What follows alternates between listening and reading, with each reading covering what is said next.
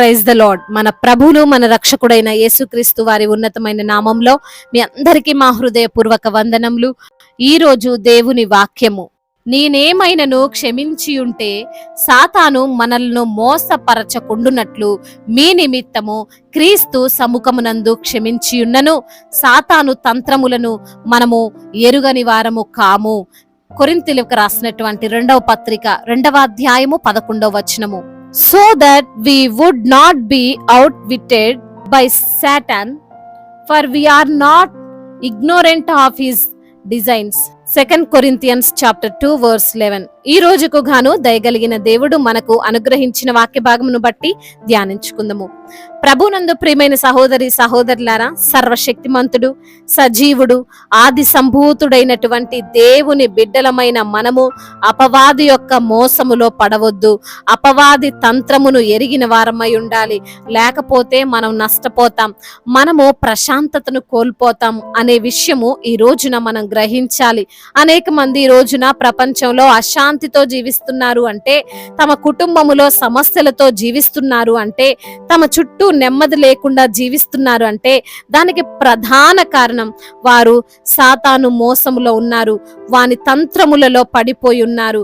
వారు క్షమించలేరు, వారు ఓర్చుకోలేరు, వారు కోపాన్ని అణుచుకోలేరు.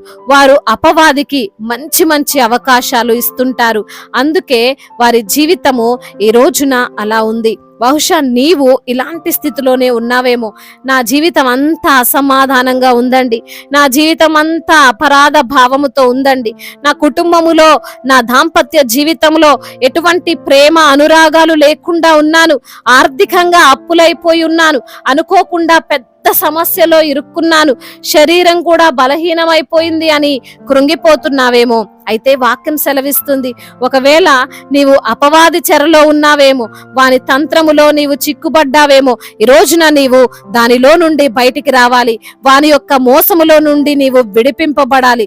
లేదంటే నీవు ఇంకా బలహీన పడిపోతావు. అదంతా అపవాది తంత్రము అని నీవు ఈ రోజున తప్పకుండా గ్రహించాలి. లేదంటే నీ యొక్క వివాహ బంధం, నీ రిలేషన్షిప్స్ అన్నీ దూరం అయిపోతాయి.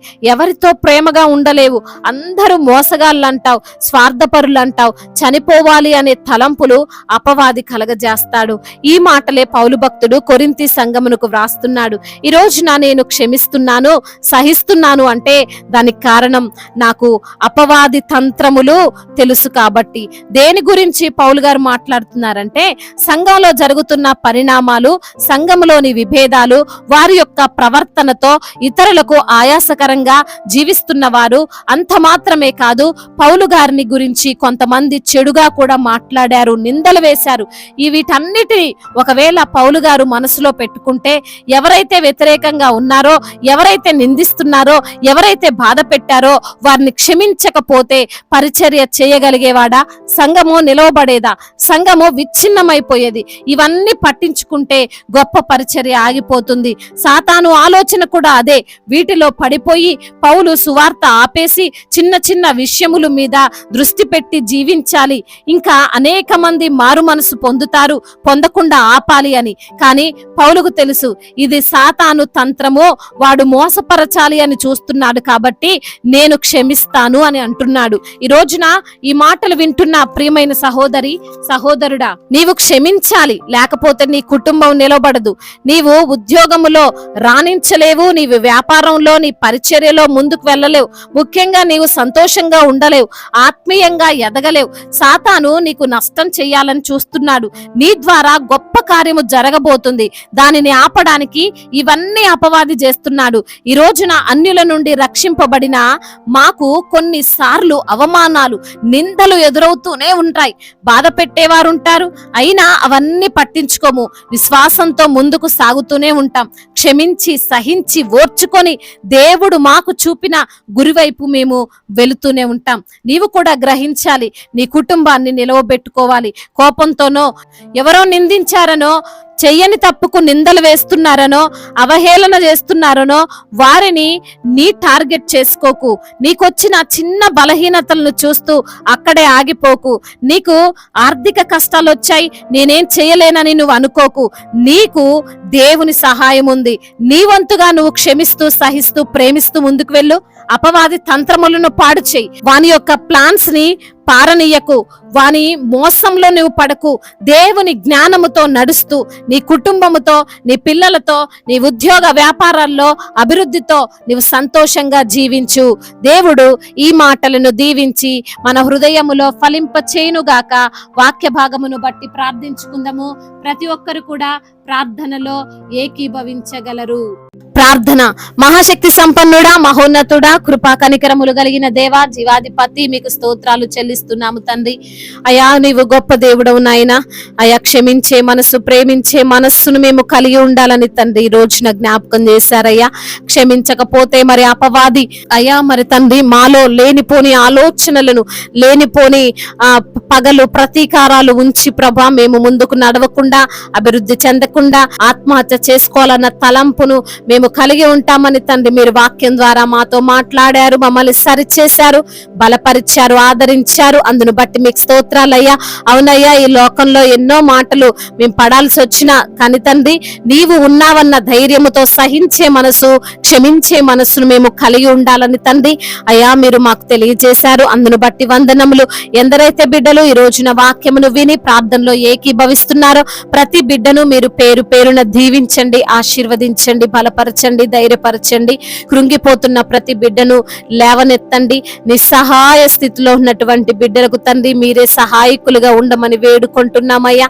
అయ్యా అదే విధంగా అనారోగ్యముతో బాధపడుతున్న ప్రతి బిడ్డను మీరు ముట్టండి, తాకండి, సంపూర్ణ ఆరోగ్యాన్ని దయచేయండి. అయ్యా వారి యొక్క ప్రతి ఒక్క పాపమును కడిగివేసి పరిశుద్ధులుగా వారిని మార్చి సంపూర్ణ స్వస్థతను దయచేయండి తండ్రి. బలహీనులను బలపరచు వాడవు, శక్తిహీనులకు బలాభివృద్ధిని దయచేయు వాడవు తండ్రి. మీరే ప్రతి బిడ్డను లేవనెత్తమని అయ్యా వేడుకుంటున్నాం. అదే విధంగా ఆర్థికంగా నష్టపోయినటువంటి ప్రతి బిడ్డను మీరు లేవనెత్తండి. ఆర్థిక పరమైన ఆ ఒత్తిడుల నుండి విడుదల దయచేయండి, అప్పుల భారాల నుండి విడుదల దయచేయండి, అప్పు తీర్చుకునే మార్గమును బిడ్డలకు దయచేయండి. మీరే జ్ఞానము చేత వారిని నడిపించండి నా తండ్రి దేవా. అదే విధంగా నా ప్రభ కుటుంబాలలో సంతోషము, సమృద్ధి, అయా మేలులు, ఆశీర్వాదాలతో వారి కుటుంబాన్ని నింపండి. ముఖ్యంగా శాంతిని, సమాధానాన్ని వారికి మీరు ప్రసాదించమని బ్రతిమిలాడుకుంటున్నాము నా తండ్రి దేవా.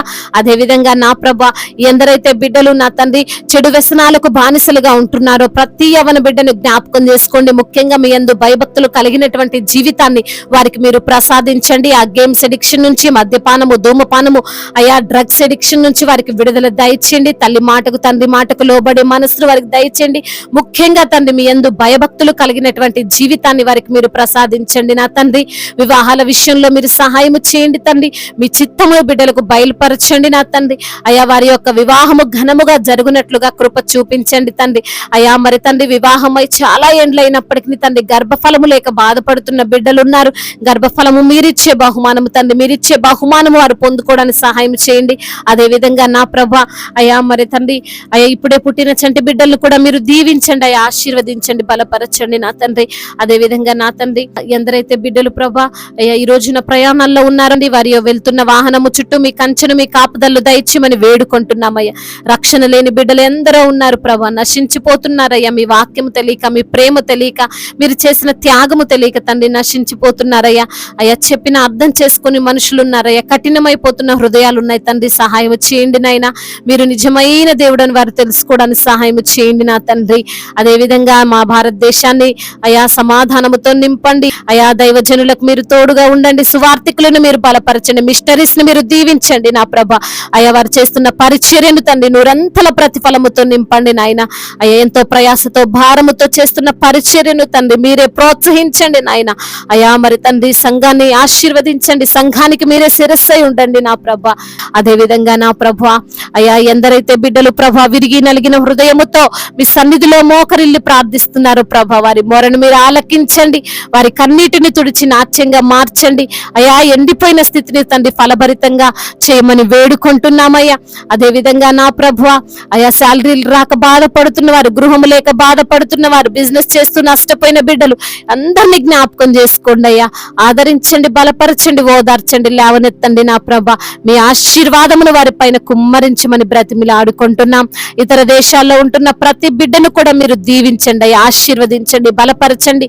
మీ కటాక్షము వారిపైన ఉంచమని, సహాయమును అనుగ్రహించమని వేడుకుంటూ నజరేయుడైన యేసుక్రీస్తు వారి ఉన్నతమైన నామంలో ఈ ప్రార్థనను అడిగి వేడుకొని పొందుకొని ఉన్నాము మా ప్రియ పరలోకపు తండ్రి. ఆమేన్.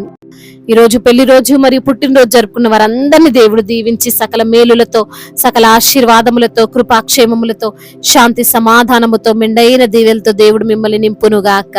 మీ యొక్క ప్రార్థన అవసరతలను మాకు తెలియజేయగలరు. మీ కొరకు తప్పక ప్రార్థిస్తాము. మొదటిసారిగా మన యొక్క ఆదరణ వాక్యం చూస్తున్నట్లయితే తప్పకుండా సబ్స్క్రైబ్ చేసుకోగలరు. ఈ వాక్యము మీకు ఆశీర్వాదకరంగా ఉండినట్లయితే అనేకులకు కూడా ఈ వాక్యాన్ని పంపి మీరు కూడా దేవుని యొక్క రాజ్య సువార్తలో పాలిభాగస్తులు కావాలని దేవుని పేరట మనవి చేసుకుంటున్నాను. దేవుడు మిమ్మల్ని ప్రేరేపించినట్లయితే విశ్వాసముతో సాగుతున్న ఈ పరిచర్యను ప్రోత్సహించండి. May God bless you all. దేవుడు మిమ్మల్ని దీవించి బలపరిచి స్థిరపరచునుగాక.